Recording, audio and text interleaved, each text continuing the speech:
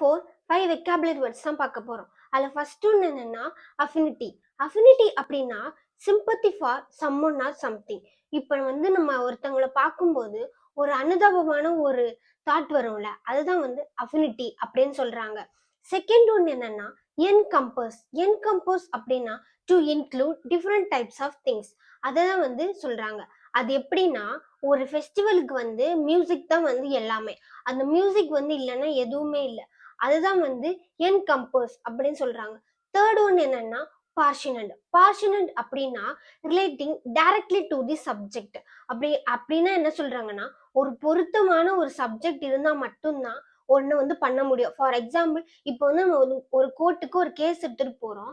அவங்க வந்து ஆப்போசிட் சைட்ல இதே மாதிரி இதே பிரச்சனையில ஒரு ஒரு பிரச்சனை இருந்தா மட்டும்தான் அந்த கோர்ட்ல வந்து நம்மளோட ப்ராப்ளமை எடுத்து சால்வ் பண்ணி ஜட்மெண்ட் தருவாங்க. ஸோ அதுதான் வந்து பார்ஷனன்ட் அப்படின்னு சொல்றாங்க.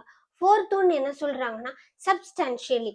சப்ஸ்டான்ஷியலி அப்படின்னா டு தி கிரேட் எக்ஸ்டென்ட் அப்படின்னு அப்படின்னு என்ன சொல்றாங்கன்னா, இப்போ நீங்க வந்து ஒரு ப்ராப்பர்ட்டி வாங்குறீங்க, அதை வந்து கரெக்டா வந்து உங்களுக்கு இருக்கான்னு பார்த்து தான் வந்து கொடுப்பாங்க.